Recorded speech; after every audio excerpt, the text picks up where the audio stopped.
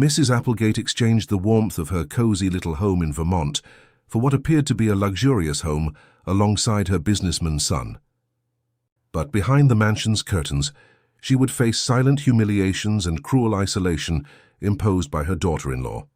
It was alongside a small abandoned dog that she found the strength to endure the pain of contempt and invisibility. Until an unexpected gesture and a moving letter changed everything, revealing the truth and rekindling the love between mother and son. If this story interested you, don't forget to subscribe to our channel and tell us from which city you are watching us. We continue. I promise this will be the best story you will ever hear in your life. Mrs. Alice Foster had hands calloused by time. At 72, she carried in each wrinkle the weight of a life dedicated to her family. A native of Goldshire, Shire County, she retained the distinctive accent and simple ways of the country folk, even after 2 decades living in London. A widow since she was 40, when Anthony, her husband, passed away after a sudden heart attack, she had raised their only son, Robert, alone. He was now a successful businessman in the civil construction sector.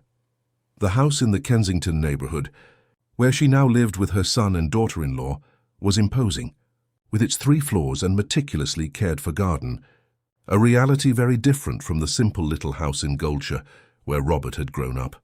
Mrs. Alice never cared for luxuries. For her, true value lay in honesty and hard work, values she tried to instill in her son throughout his upbringing. Good people don't need much to be happy.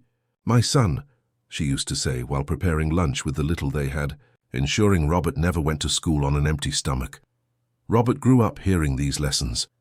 He studied on scholarship at good schools, always among the top of his class. His determination led him to the civil engineering faculty at UCL, where he graduated with honors. He started working for small construction companies until he founded his own RFA Construction, which became one of the largest in the country. While building skyscrapers, he also erected an invisible wall between his current life and his humble origins. It was at a gala event for businessmen that Robert met Camilla Lawrence, a woman of stunning beauty, with long black hair that fell like silk down her back. A public relations graduate, she worked for a multinational corporation and moved with ease in the most exclusive social circles of the capital. The enchantment was instantaneous. Mrs. Alice still remembered the day her son introduced her to his future daughter-in-law. Camilla appeared at the small house where they lived at the time, before the mansion in Kensington. Wearing a skirt and blazer set that probably cost more than all the living room furniture combined. "So pleased to meet you. Mrs. Alice, Robert talks about you a lot." The words came out sweet as honey. But Camilla's eyes scanned the room with a glint that Mrs. Alice couldn't interpret at the time. It was disdain disguised as curiosity. The wedding took place 6 months later, a grand ceremony at Ascot Racecourse, with 600 guests, most of them unknown to Mrs. Alice, who felt out of place in her simple dress, sewn by a neighbor. It was at the party that she first heard someone refer to her as Robert's provincial mother, followed by giggles. She pretended not to hear and maintained her dignity, a sincere smile on her wrinkled face. In the first few months after the wedding, everything seemed perfect. Camilla appeared attentive, inviting Mrs. Alice to lunches, asking about traditional Shire County recipes, listening with apparent interest to her mother-in-law's stories about Goldshire and the difficult times. The move to the Kensington mansion happened at Camilla's insistence. "Robert, your mother can't stay in that dangerous neighborhood. Let's bring her to live with us. We have plenty of space, and she deserves comfort after so much sacrifice for you." The argument seemed irrefutable to Robert, who saw his wife's attitude as a demonstration of affection and respect for his mother. Mrs. Alice, however, hesitated. She liked her small house in the Islington neighborhood, her neighbors she had known for years, the freedom to do things her way, in her own time, but she eventually yielded to her son's appeal, who promised her a better life by his side. The adaptation was not easy. The room assigned to her, though spacious and well-decorated, felt cold, impersonal. The maids treated her with a distant deference that made her feel more like a guest than a resident. The garden, so perfect, was cared for by professional gardeners, and she was gently discouraged when she tried to plant some herbs for tea. "Mother, the garden's decor was planned by a renowned landscape architect," Robert explained delicately. Camilla is very concerned with the visual harmony of the house.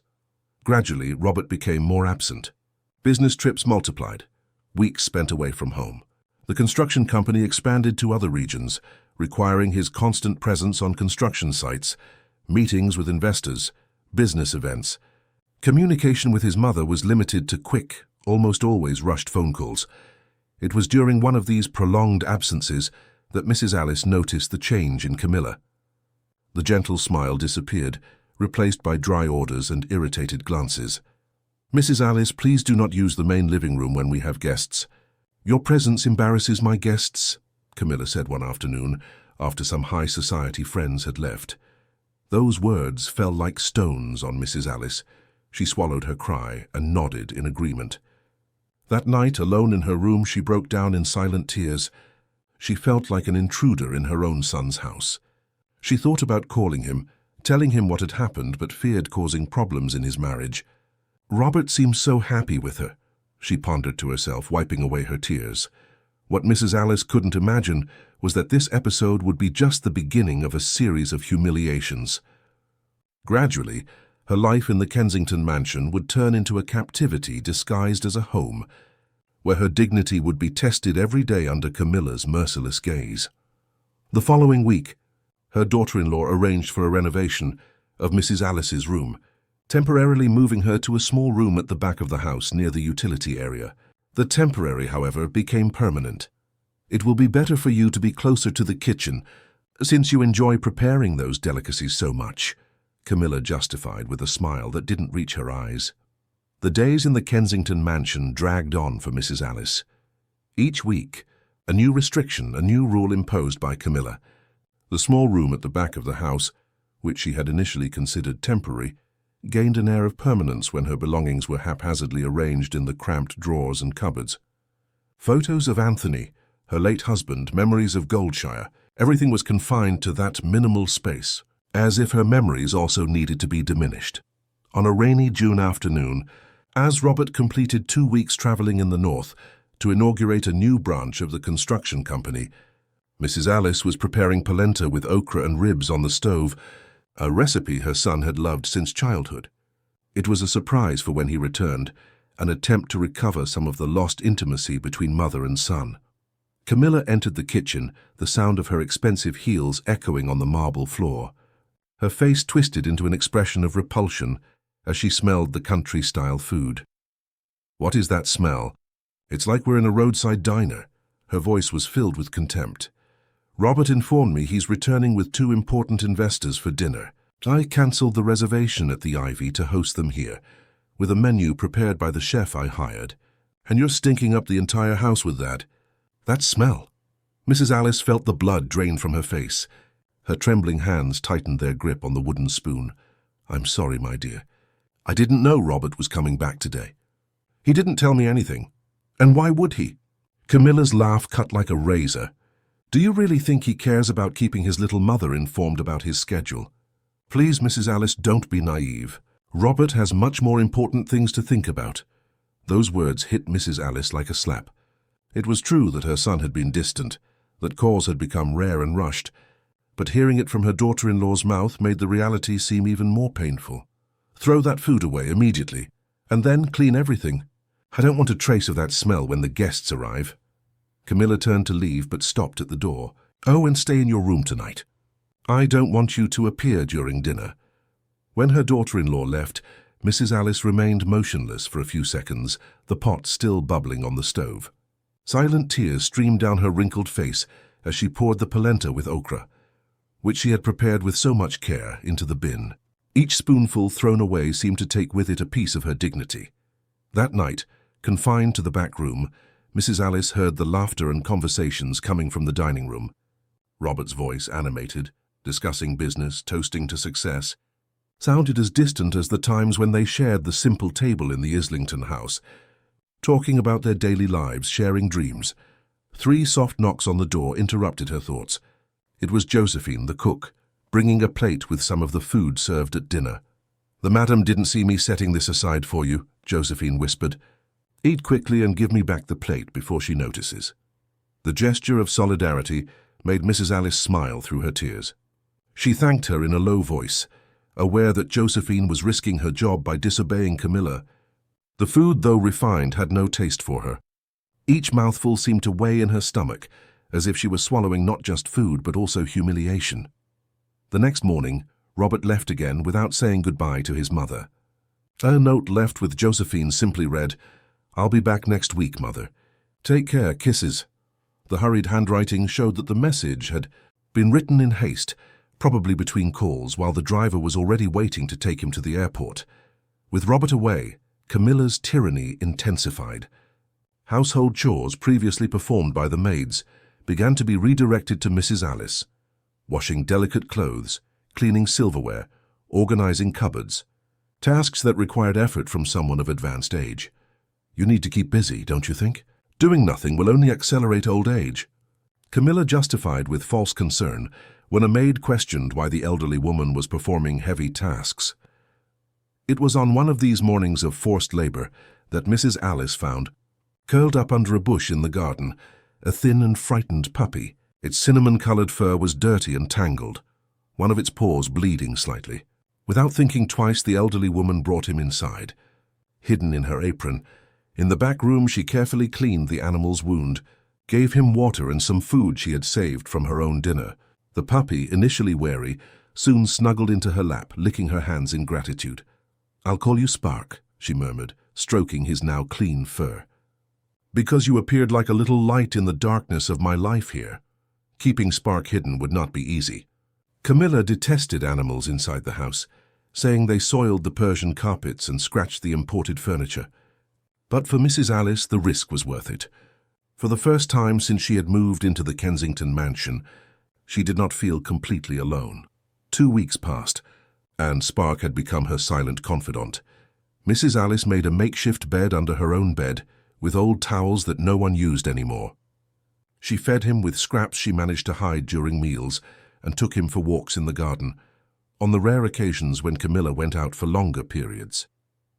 It was during one of these furtive walks that one of the maids, Marlene, discovered the secret. Mrs. Alice, the startled voice of the employee, made the elderly woman freeze. Spark, who was happily running across the grass, also stopped as if sensing danger. "You know Mrs. Camilla doesn't allow animals on the property." Mrs. Alice's face paled. Her hands began to tremble, not from fear for herself but for Spark's fate. "Please, Marlene," she pleaded, her voice choked. "Don't tell her. Spark is the only joy I have left in this house.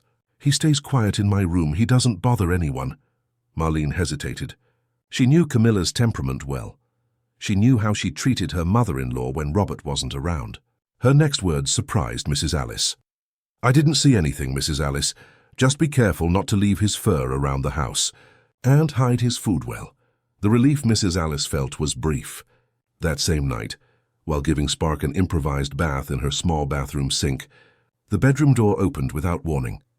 Camilla stood in the doorway, her eyes flashing with rage. Her nostrils flared as if she was trying to contain her fury. "So that's why the pantry has been emptying faster than usual," she said, her voice dangerously controlled. "You're smuggling food to this filthy mongrel."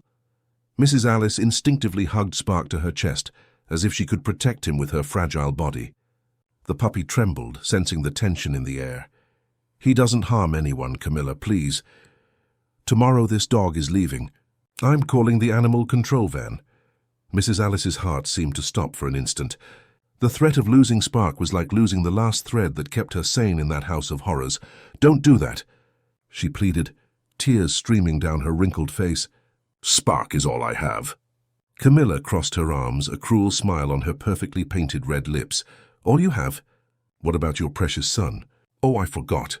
He's never here to see how you really live, is he?" Her laugh echoed through the small room. "I can make an exception. The dog stays, but on one condition." Mrs. Alice looked up, a spark of hope cutting through her despair. "Anything," she murmured. "The laundry is piled up. I want all the clothes washed by hand." "That's right, by hand. We have a state-of-the-art washing machine, but for you, the tub. And I want everything ready by tomorrow night." Mrs. Alice swallowed hard. It was an impossible task for someone her age, with arthritis in her hands and constant back pain. But the thought of losing Spark was unbearable. "All right," she agreed, her voice almost inaudible. "And one more thing," Camilla added, already at the door. "If your son finds out about the dog or our agreement, both of you will be out on the street. And don't doubt that I'm capable of it." The door closed with a thud, leaving Mrs. Alice hugging Spark, trembling.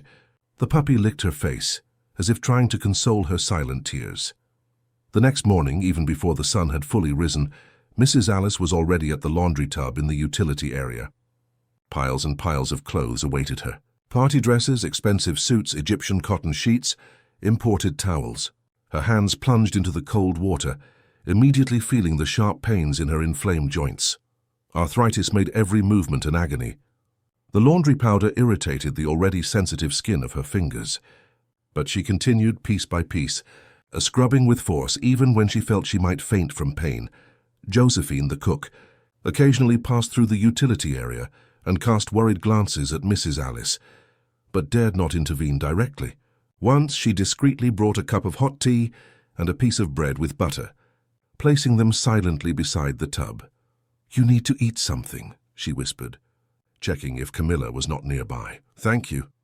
"My dear," Mrs. Alice replied with a tired smile. "You're an angel." The day wore on and the elderly woman's hands became increasingly red and swollen. The soap and cold water had opened small cuts on her fingers, already punished by time. Each new piece of clothing she picked up seemed heavier than the last. During lunch, Camilla made a point of appearing in the utility area, accompanied by two friends who had come for afternoon tea. She was dazzling in a light-colored dress, her hair impeccably styled, discreet but visibly expensive jewelry adorning her neck and wrists. "And this is Robert's mother," she introduced, as if Mrs. Alice were an exotic curiosity. "She insists on helping with household chores. You know how these country folk are, they can't sit still." The friends laughed politely, looking at the elderly woman with a mixture of pity and discomfort. "How sweet of you, Camilla, to let her feel useful," one of them commented, adjusting her designer handbag on her arm. Mrs. Alice kept her gaze down, her hands trembling in the water of the tub. The humiliation burned more than the physical pain. It was as if she were not a person, but a curious object, something to be displayed and then forgotten in a corner. When the visitors finally left, it was already late afternoon. Mrs. Alice still had a mountain of clothes to wash, and her strength was at its limit. Her whole body ached, not just her hands, but also her back, her arms, even her legs from standing for so long. Spark appeared silently at the utility room door, as if sensing his owner's suffering. He approached cautiously and lay down at her feet, offering silent companionship.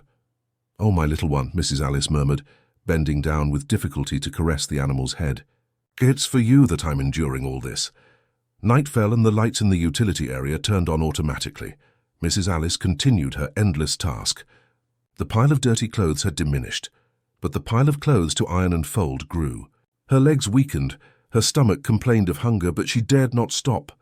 Around 9 in the evening, Camilla appeared again, now wearing a silk sleep set and matching robe. She critically examined the already washed clothes, running her fingers over the still damp fabric stretched on the improvised clotheslines. "You're late," she commented coldly. "And this Italian silk blouse has a stain. You'll have to wash it again." Mrs. Alice looked at the mentioned piece. Her tired eyes couldn't identify any stain, but she dared not question. "I'm sorry," she murmured, taking the blouse back. "I'll redo it. And don't think you'll sleep until you finish everything," Camilla added, turning to leave. "Tomorrow I want my clothes impeccable in the closet before noon." When she was alone again, Mrs. Alice allowed herself a moment of weakness. She leaned against the tub and cried silently. They were not just tears of physical pain, but of a deeper pain. The pain of feeling abandoned, forgotten, treated as something less than human. Spark approached, whimpering softly as if trying to console his owner. She bent down, ignoring the sharp pains in her back, and hugged the puppy. "How I wish Robert were here," she whispered. "How I wish my son saw what happens in this house when he's not around." But Robert wasn't there. He was kilometers away, probably in some important meeting, completely oblivious to his mother's suffering. Or perhaps at a business dinner, toasting to success, while the hands that had raised him bled in a laundry tub. The night wore on, and Mrs. Alice continued her impossible task. The hours dragged, each minute feeling like an eternity of pain. When the kitchen clock struck 2 in the morning, she finally finished the last piece. Her legs barely supported her as she walked slowly back to her room, Spark following close behind. Upon arrival, she didn't even have the energy to change her clothes. She fell onto the bed still wet, her fingers swollen, her back in agony. Spark jumped onto the bed and snuggled beside her, offering the warmth of his small body as comfort. Mrs. Alice hugged him, grateful for that silent consolation. "What would I do without you?" "She murmured, kissing the puppy's head. "You're my only friend in this place." In the days that followed, Camilla's demands increased. Every time Robert traveled, which was frequent, she invented new humiliating tasks for her mother-in-law, cleaning all the bathrooms in the mansion with a toothbrush, polishing antique silverware piece by piece, organizing the immense closet by colors and fabrics. And there was always the silent threat about Spark. A mere glance from Camilla towards the puppy was enough for Mrs. Alice to understand the message. Disobey and he disappears. The maids in the house, silent witnesses to that abuse, felt sorry for the elderly woman, but feared losing their jobs if they interfered. Some, like Josephine and Marlene, helped discreetly, bringing food when Camilla forbade Mrs. Alice from sitting at the table, or doing some of her tasks when her daughter-in-law was not at home. On a particularly difficult afternoon, after hours cleaning the crystal chandeliers in the living room, Mrs. Alice felt a strong dizziness. Her legs gave way and she fell from the ladder, not from a dangerous height but enough to hurt her hip, already weakened by age. Marlene ran to help her up. "Mrs. Alice, for heaven's sake, you need a doctor." The elderly woman clutched the maid's arm, her eyes full of fear. "No, Marlene, no doctor. If Camilla finds out I haven't finished cleaning the chandeliers, she'll carry out her threat against Spark. But this is inhumane. You can't go on like this. Why don't you tell your son everything?" Mrs. Alice lowered her gaze, shame and fear evident on her wrinkled face. "I'm afraid he won't believe me. Camilla is so convincing, so perfect when he's around. And besides, I don't want to cause problems in his marriage. Robert seems happy, and that's what matters to me." Marlene helped Mrs. Alice sit on the living room sofa, worried about the elderly woman's pale face. Even after the fall, Mrs. Alice's first concern was to finish cleaning the chandeliers. "I need to finish, Marlene. She'll be back in 2 hours," she murmured, trying to get up again despite the excruciating pain in her hip. "You'll stay quiet there while I finish this. And I won't take any arguments." Marlene's voice was firm but gentle. "I've seen a lot in this life, Mrs. Alice, but the way the madam treats you, it's not right." As Marlene climbed the ladder to finish cleaning the chandeliers, Mrs. Alice tried to hold back her tears.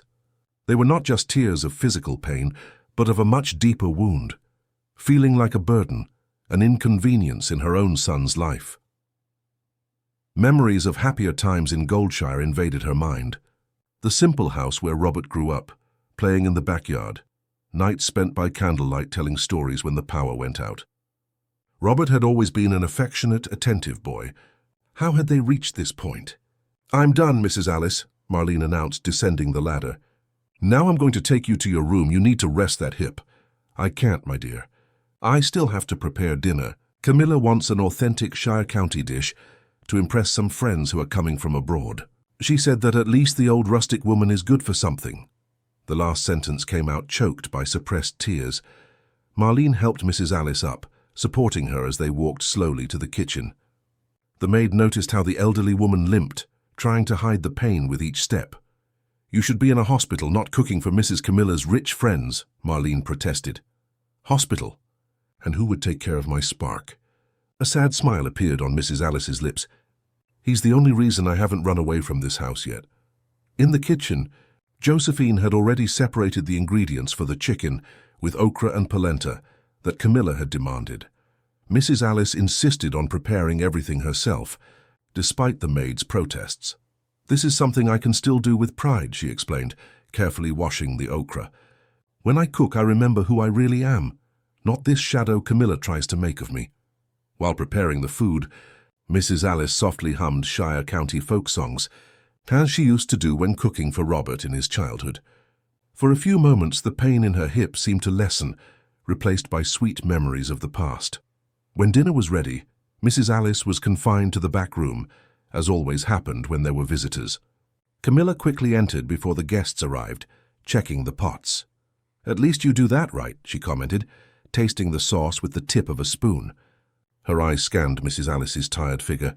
"Are you limping?" "What happened?"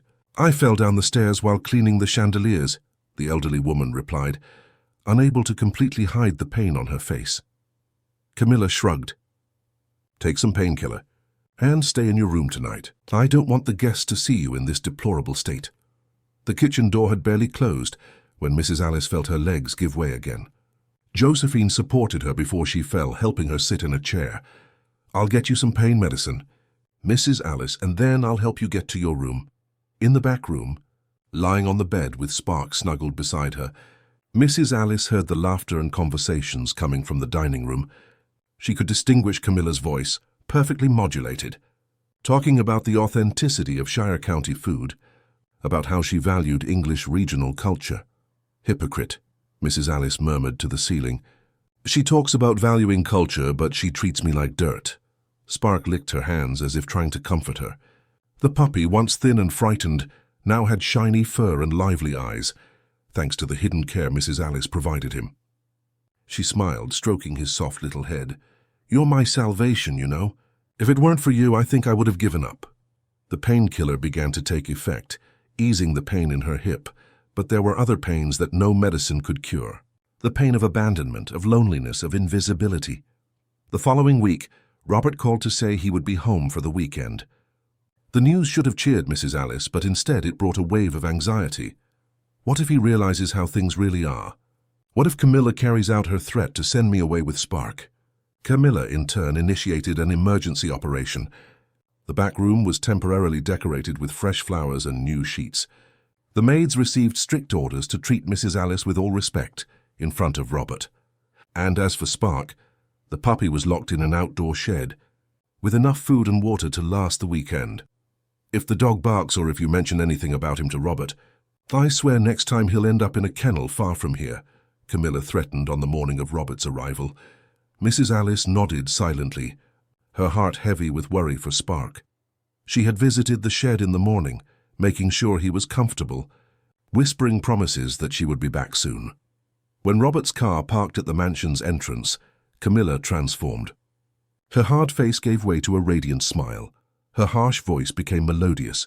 She ran to hug her husband as if they were newlyweds. "My love, I missed you so much. Your mother is so eager to see you." Mrs. Alice watched the scene from her bedroom window, temporarily moved to a guest suite on the second floor. Camilla's transformation was impressive, almost frightening in its perfection. When Robert finally entered, brought in by his wife as if she were presenting a special gift, Mrs. Alice couldn't hold back her tears. There was her son, so handsome in his well-tailored suit, his face tired but satisfied, like someone who had fulfilled his professional obligations well. "Mother!" He hugged her affectionately, but without the intensity of old times. It was a polite, almost formal hug. "How are you? Has Camilla been taking good care of you?" Mrs. Alice glanced briefly at Camilla, who was smiling sweetly, but her eyes conveyed a clear message of threat. "Yes, my son," she finally replied, swallowing the lump in her throat. "Camilla is very attentive." The weekend unfolded like a well-rehearsed play. Camilla, the perfect hostess, served teas and cakes on the veranda, asked with apparent interest about stories from Goldshire, encouraged Robert to spend time with his mother. Mrs. Alice, in turn, tried to hide the pain in her still unhealed hip, smiling and conversing as if everything were fine. The maids, instructed to maintain the charade, served Mrs. Alice with a deference that never existed when Robert was away. Josephine even winked discreetly at the elderly woman once, as if apologizing for the performance. On Sunday afternoon, Robert announced that he would have to leave again the next morning. A new project required his presence in Edinburgh for at least 2 weeks. "But I'll be back for your birthday, Mother. I promise." Mrs. Alice nodded, trying to hide her disappointment. Her 73rd birthday would be in 3 weeks. Her date that, in the past, was celebrated with simplicity, but much affection, would now probably turn into another staging orchestrated by Camilla. On the morning of Robert's departure, as he finished packing his suitcase, Mrs. Alice watched the well-kept garden from the window. Her eyes were drawn to the shed where Spark was confined. Her heart tightened with worry, imagining how the puppy must be feeling alone for so long. "Madam?" Josephine's voice pulled her from her thoughts. The cook entered the room bringing a cup of coffee. "I made that strong coffee you like," she said in a low voice. "And I went to check on Spark. He's fine, a little anxious, but fine." Tears of gratitude welled up in Mrs. Alice's eyes. "Thank you, my dear. You're an angel." Josephine moved closer, checking if no one was around. "Mrs. Alice, it's none of my business, but you should tell your son the truth. The way Mrs. Camilla treats you when he's not around. It's not right." Mrs. Alice sighed, holding the cup of coffee in her wrinkled hands. "I can't, Josephine. If Robert finds out, Camilla will carry out her threat. And even if he believes me, it will create a terrible conflict in his marriage. I don't want to be the cause of my son's unhappiness." Josephine shook her head, unconvinced. "But you can't go on living like this. Your hip still hurts, doesn't it? And the arthritis in your hands got worse with that craziness of washing so many clothes by hand." Mrs. Alice gave a sad smile. "God will find a way, my dear. He always does." When Robert left, the mansion returned to its grim routine. Camilla, free from the need to pretend, resumed her tyrannical behavior. The first thing she did was send Mrs. Alice back to the back room. "Enjoy the luxury of the suite, because in 5 minutes I want you and your rags back in your place," she ordered, while inspecting her perfectly manicured nails. Mrs. Alice obeyed silently, gathering the few belongings she had brought to the temporary room. Marlene discreetly appeared to help her, offering support as she descended the stairs with difficulty due to her still aching hip. The witch barely waited for the boss's car to turn the corner before showing her claws again, Marlene murmured, indignant. Back in the back room, Mrs. Alice's first concern was Spark. As soon as she had the opportunity, she ran to the shed and freed the puppy, who jumped into her arms, licking her face enthusiastically, as if they had been separated for months and not just a few days. "My little one," she whispered, hugging him to her chest. "Forgive me for leaving you alone." Spark responded with a low bark, wagging his tail frantically. His bright eyes seemed to say that he understood, that he held no grudges. In the weeks that followed, Mrs. Alice's health began to visibly deteriorate. The pain in her hip did not improve, forcing her to limp constantly. Her hands, deformed by arthritis, trembled when holding objects. Sleepless nights full of anxiety and pain left deep dark circles under her eyes, already marked by time. But the worst was the apathy that began to set in. Mrs. Alice, always so lively despite the difficulties, now spent hours sitting on the edge of the bed, staring into space, as if her soul was slowly detaching from her body. Josephine and Marlene took turns helping her with the tasks imposed by Camilla, trying to alleviate the physical burden. But the emotional burden, the weight of daily humiliation, invisibility, and abandonment, was something no one could carry for her. Mrs. Alice's 73rd birthday arrived on a day of heavy rain. From early morning, she anxiously looked at the mansion gate, waiting for Robert's arrival, who had promised to be there. The day progressed. The sky grew even darker with the storm and no sign of him. In the late afternoon, the phone rang. It was Robert. "Mother, I'm sorry," his voice sounded genuinely regretful. "I won't be able to make it today. The airports are closed due to the storm, and I have a crucial meeting tomorrow morning in Manchester." Mrs. Alice tried to hide her disappointment. "Don't worry, my son. I understand your work is important. I bought you a present. It should arrive today, and I promise to make it up to you when I get back." After hanging up, Mrs. Alice couldn't hold back her tears. It wasn't about the undelivered gift or the cancelled celebration. It was about realizing that she had become an appointment on her son's agenda, something that could be rescheduled, postponed, forgotten. As night fell, a box arrived, delivered by a motorcycle courier soaked by the rain.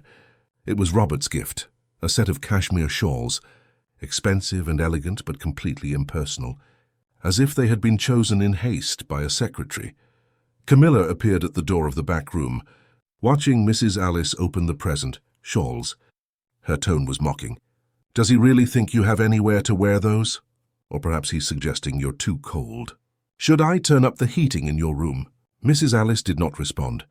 She carefully put the shawls in the drawer next to other similar gifts she had accumulated over the years. Gifts that seemed more intended to appease her son's conscience than to genuinely please his mother. That night, alone in her room with only Spark for company, Mrs. Alice made a difficult decision. She took a sheet of paper and a pen and began to write a letter to Robert, detailing everything she had suffered at Camilla's hands.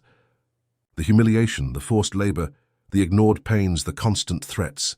She wrote for hours, tears sometimes blurring her vision, forcing her to stop and wipe her eyes. When she finished, she folded the letter and put it inside a prayer book she kept beside her bed. She wasn't sure if she would have the courage to give the letter to her son, but writing it had been cathartic, as if part of the weight she carried had been transferred to those pages. "What do you think, Spark? Should I show this to Robert when he comes back?"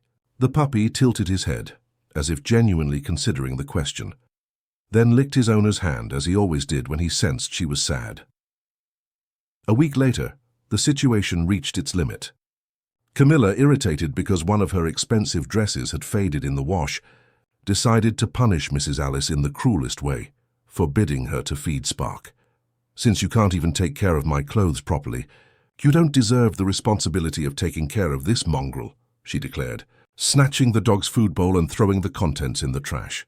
Mrs. Alice, desperate, fell to her knees, ignoring the excruciating pain in her injured hip, pleading, "Please, Camilla, don't do this. Spark isn't to blame for anything." Camilla looked at her with contempt. "Get up.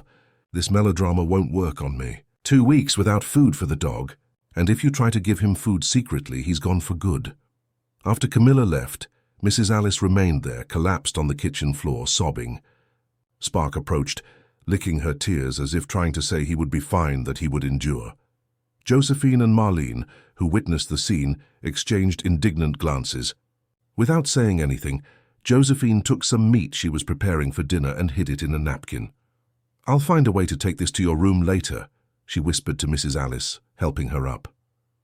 Mrs. Camilla won't be watching all the time.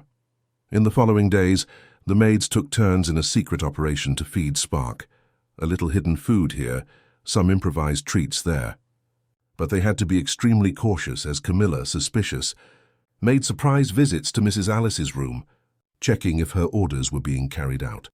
One night, when the clandestine operation had already lasted a week, something unexpected happened. Robert called to say he would be back the next day, a day earlier than expected. "I have a surprise for you and Mother," he told Camilla, who immediately went into panic mode.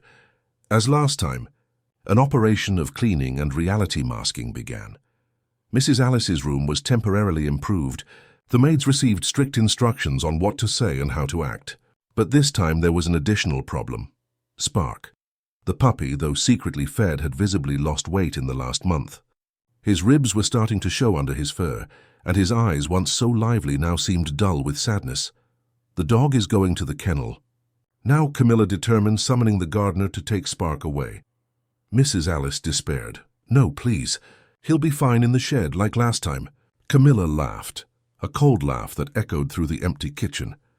"The shed is being used to store decorations for the charity party I'm organizing. The dog is going to the kennel, end of story." Despair overcame Mrs. Alice. Seeing Spark being taken away was like having the last thread of hope that still kept her standing ripped from her.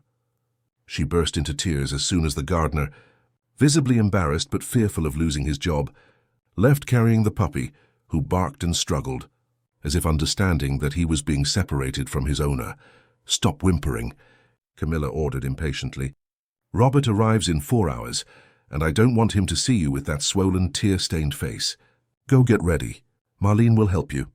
While Marlene helped her bathe and put on more presentable clothes than her usual worn dresses, Mrs. Alice remained silent, as if a part of her soul had left with Spark. "Mrs. Alice," Marlene whispered, as she dried the elderly woman's white hair, "you have to react. You have to tell your son everything. This cannot continue." Something in Mrs. Alice's faded gaze had changed. It was no longer just sadness or resignation. It was a silent determination, like embers under ashes. "You're right, Marlene," she replied, her voice low but firm. "This ends today." Robert arrived in the late afternoon. Camilla greeted him with her usual show of exaggerated affection, kisses and hugs as if they were newlyweds. Mrs. Alice, already settled in the guest suite, awaited her son's visit with a pounding heart. "Mother, Robert exclaimed upon entering the room, his arms open for a hug. "How are you?" Mrs. Alice returned the hug with all the strength she could muster. Feeling her son so close after so long apart was like balm to her wounded heart. "I'm fine, my son," she replied, trying to smile. "And you? How's business?" Robert launched into a long explanation about the construction company's new projects, the branches they were opening in the north, the multi-million-pound contracts he had recently closed. He spoke enthusiastically, his eyes shining, completely oblivious to his mother's silent suffering. Camilla remained by Robert's side, smiling sweetly, occasionally making complimentary comments about Mrs. Alice's supposed help with household chores because she liked to stay active. When Robert finally fell silent, Mrs. Alice took a deep breath, gathering her courage. "My son, I needed to tell you something." But before she could continue, Camilla interrupted her with exaggerated animation. "Darling, I almost forgot. Weren't you going to show her the surprise?" Robert slapped his forehead, as if he had indeed forgotten something important. "That's right. Mother, you're going to love this." He quickly left the room, leaving Mrs. Alice frustrated by the missed opportunity. Camilla approached, her sweet smile instantly replaced by a menacing expression. "Don't even think about ruining this moment," she hissed, leaning in so only her mother-in-law could hear. "If you say one word about your ridiculous complaints, I swear the dog will disappear forever." Before Mrs. Alice could reply, Robert returned carrying a large envelope. "Mother," he announced, smiling from ear to ear, "we bought you a house in Goldshire near St. Peter's Church, exactly as you always described your parents' house." Mrs. Alice looked at the envelope, then at her son's radiant face, confused. "A house? In Goldshire?" "Yes," Robert exclaimed, opening the envelope and spreading photos on the bed. "Look, it's an authentic colonial house, completely restored. It has a backyard with cherry trees, exactly like you always said you had in your childhood." As her son enthusiastically showed her the photos of the house, Mrs. Alice cast a quick glance at Camilla, whose satisfied smile said it all. It wasn't a gift. It was an exile. An elegant way to get rid of the unwanted mother-in-law. "It's beautiful," Mrs. Alice managed to say, swallowing the lump in her throat. "We hired a nurse to live with you," Robert continued, without noticing his mother's discomfort. "A very competent young woman recommended by Dr. Paul. She will take care of you, help with your medication, those things. It will be perfect." "Mrs. Alice," Camilla added, her voice sweet as poisoned honey, "you always said you missed Shire County, your roots. So now you can go back home." Home. The word echoed in Mrs. Alice's mind like a distant bell. Goldshire had been her home, yes, many decades ago, but now? Her home was where Robert was, where she could be close to the son she had raised alone with so much sacrifice. And Spark? What would become of Spark? As if reading her thoughts, Camilla added, "Don't worry about that puppy. He'll be fine here with us." Mrs. Alice felt as if the ground collapsed beneath her feet. So that was it. They were getting rid of her, and on top of that, they would keep Spark, probably as a guarantee that she wouldn't tell her son about the abuse she had suffered. When would this move be?" she asked, her voice almost gone. "In 2 weeks," Robert replied, still animated. "The house is already fully furnished, just a few details left.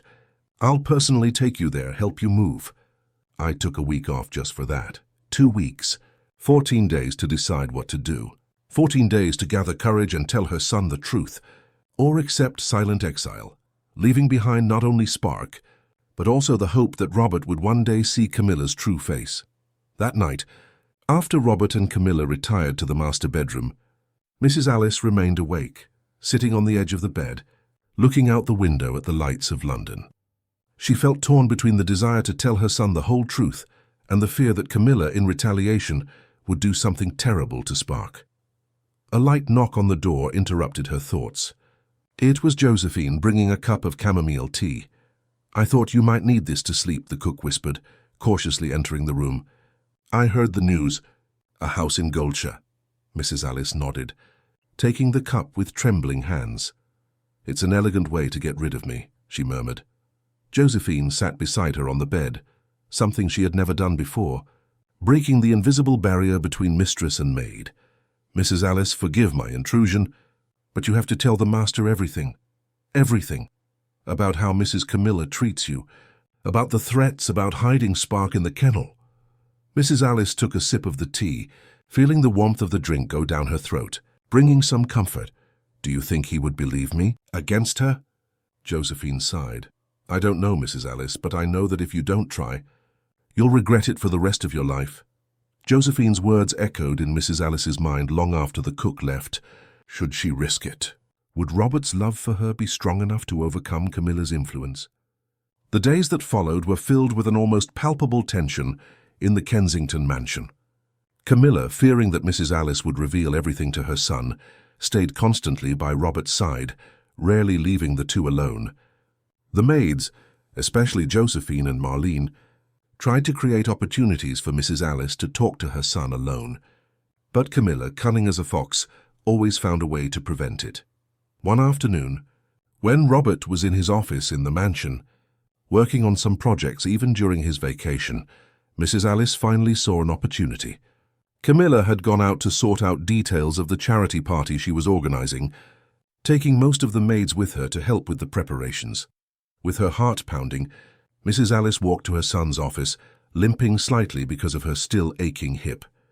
The door was ajar, and she could see Robert bent over the desk concentrating on blueprints and documents.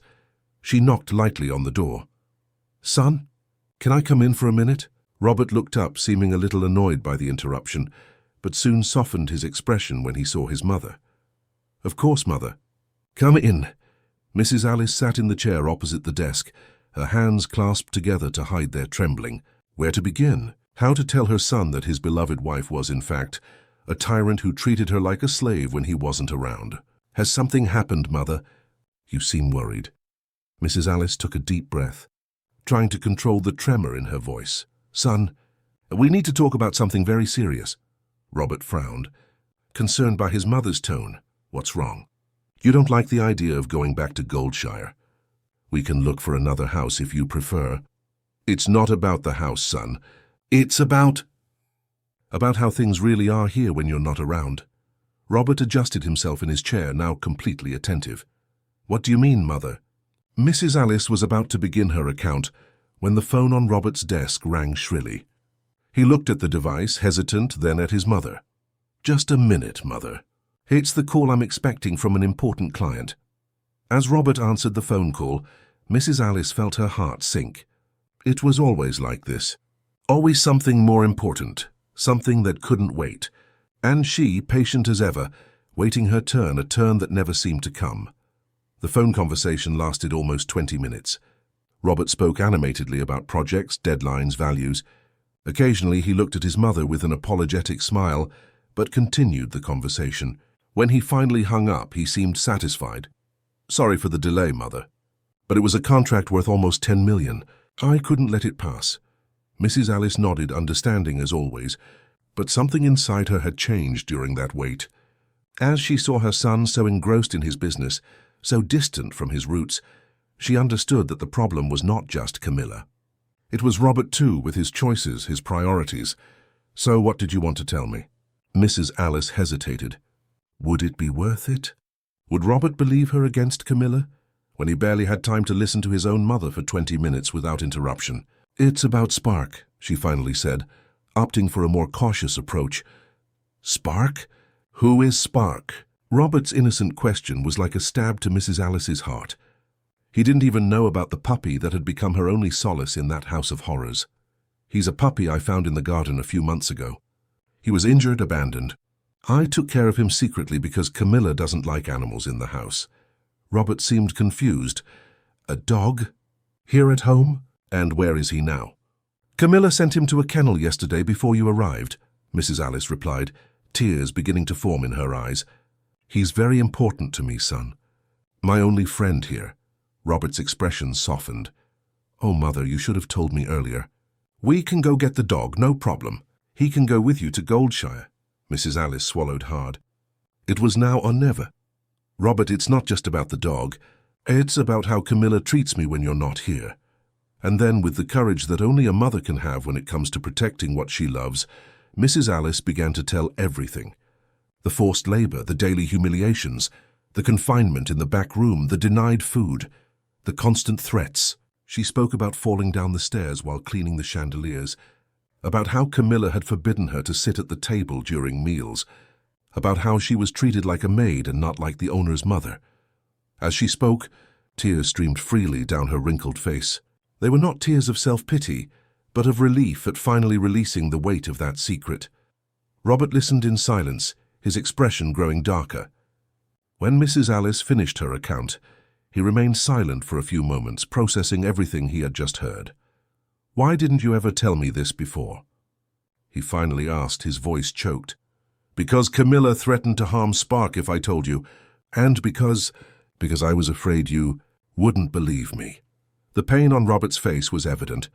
It was not just the pain of discovering his wife's true nature, but the deeper pain of realizing how much his mother had suffered, while he lived oblivious, absorbed in his own world of business and success. I don't know what to say, Mother.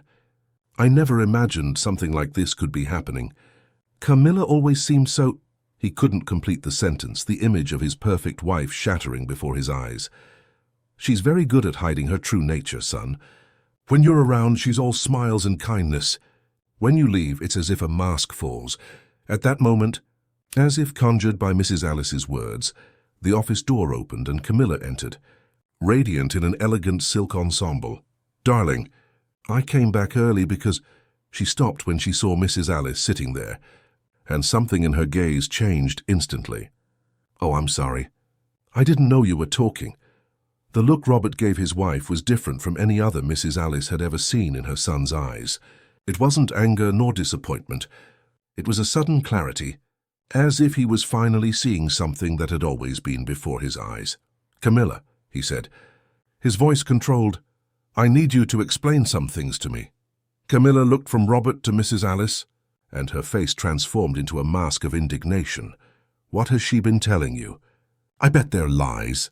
Your mother never accepted our marriage, you know that. She always tried to keep me away from you."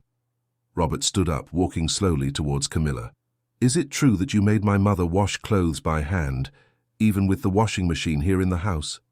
Is it true that you made her clean chandeliers, even with her hip problems?" Camilla took a step back as if she had been slapped.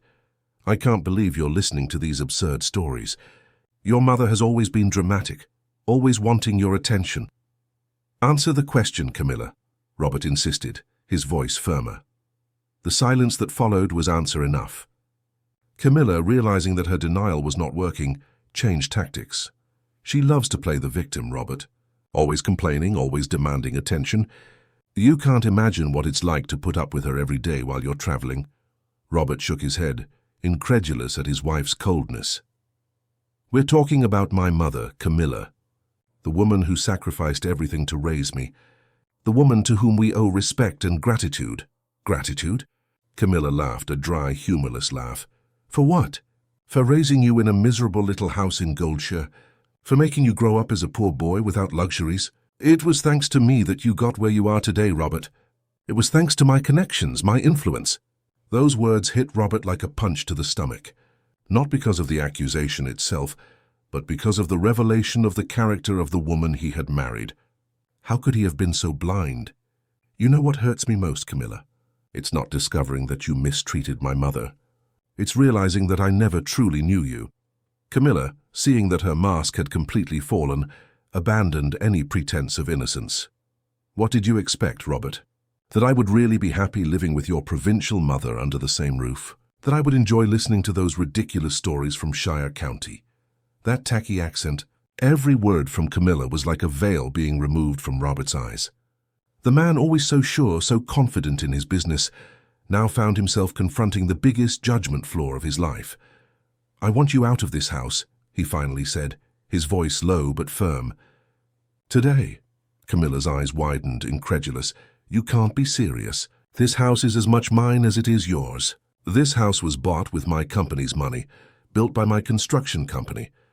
And no, I'm not kidding. I want you out of here by the end of the day." Camilla's face contorted into a mask of fury. "You'll regret this, Robert. I'll sue you. I'll take half of everything you own." Robert smiled a sad smile. "Do whatever you want, Camilla. No judge in England will side with you when they know how you treated a defenseless elderly woman. And I'm sure the maids will love to testify." Camilla looked around like a cornered animal. Her gaze fell on Mrs. Alice, who remained seated, observing the scene with a mixture of relief and sadness. "This isn't over," she hissed, before slamming the door. The silence that followed was broken by Mrs. Alice's suppressed sob. Robert approached, kneeling before his mother, taking her calloused hands in his. "Forgive me, Mother. Please forgive me for not noticing, for not being here for you." Mrs. Alice smiled through her tears, caressing her son's face. "I have nothing to forgive, my son. You didn't know." "But I should have known," Robert insisted, guilt evident in his eyes. "I should have paid more attention. I should have noticed the signs.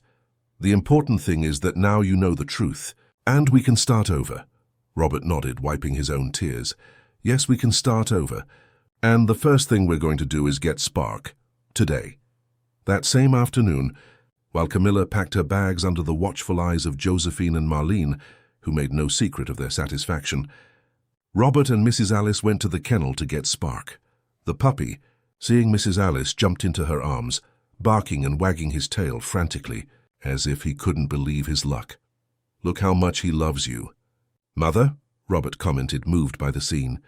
"He was my savior all these months," Mrs. Alice replied, hugging the small animal to her chest. "We saved each other." In the weeks that followed, the Kensington mansion underwent a transformation, not just physical, with Robert insisting that his mother occupy the main suite, the most comfortable in the house, but primarily in its atmosphere. The house, once so cold and oppressive under Camilla's reign, now filled with laughter, conversations, and affection.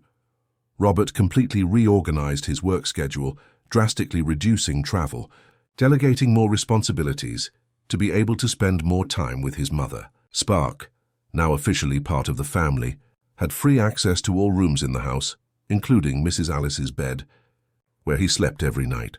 Josephine and Marlene, relieved that they no longer had to silently witness the abuse against the elderly woman, went out of their way to be kind, preparing Mrs. Alice's favorite dishes, helping her with the small projects she now felt free to start, such as the herb garden at the back of the house. The house in Goldshire was not sold. Instead, it became the family's holiday destination. Once or twice a month, Robert, Mrs. Alice, and Spark traveled to the historic city, where the elderly woman could revisit her favorite places, show her son the memories of her childhood, reconnect with her roots. On one of these trips, sitting on the veranda of the colonial house, watching the sunset paint the Baroque churches of Goldshire golden, Robert made a confession to his mother. "You know, Mother, I spent so much time chasing success, money, recognition, and in the end I almost lost what really matters." Mrs. Alice smiled, caressing her son's hand. "It's never too late to see what truly matters, my son. It's never too late to come home." Spark, lying at their feet, raised his head as if agreeing, wagging his tail lazily. "And you clever mongrel," Robert joked, scratching the dog's belly. "Thank you for taking care of my mother when I wasn't there." Upon returning to London, Robert surprised his mother with another piece of news. He had hired a physiotherapist to help her with her hip pain and arthritis in her hands. Gradually, with proper care, Mrs. Alice regained her mobility, her energy, her joy of living. A year after the events that almost separated mother and son forever, the Kensington mansion was unrecognizable. The heavy, dark curtains chosen by Camilla had been replaced by light, colorful fabrics. The cold, impersonal furniture gave way to cozier pieces, many of them brought from the Goldshire house. The walls, once decorated with expensive but meaningless works of art, now displayed family photos, travel souvenirs, small mementos of Mrs. Alice's Shire County roots. On a sunny afternoon, as Mrs. Alice watered her herbs in the garden, Spark by her side as always, Robert came home earlier than usual. He carried a bouquet of wildflowers, his mother's favorites. "What are the flowers for, my son?" Mrs. Alice asked, surprised. "To celebrate," he replied, smiling. "Today marks exactly 1 year since we truly reconnected. 1 year since you had the courage to tell me the truth, to open my eyes." Mrs. Alice smiled, moved. That year had been one of healing, rediscovery, reconnection. The path had not been easy. The traumas left by Camilla did not disappear overnight, and Robert still struggled with guilt for having been so blind for so long. But together, With love and patience, they were rebuilding the bond that had almost been destroyed. "Do you know what I learned this year, Mother?" Robert said, as they walked back home together, Spark running ahead. "I learned that true success is not measured by money in the bank or the size of a company. It's measured by how much joy you bring to the people you love." Mrs. Alice squeezed her son's hand, her heart overflowing with gratitude. The house in Kensington, once a gilded cage, was now truly a home. A home where love, respect, and gratitude flourished, like the herbs in Mrs. Alice's garden. End of story. Dear listeners, we hope Mrs. Alice and Robert's journey has touched your hearts. To continue this emotional journey, we have prepared a special playlist with equally captivating stories. Find it here by clicking to your left. If this narrative about the unconditional love between mother and son moved you, don't forget to subscribe to our channel and like this video. Daily we bring unique stories that explore the complexity of family relationships and the values that truly matter in life. Share in the comments stories of reconciliation and love that you have experienced with your own families. After all, it's never too late for a true reunion with those we love.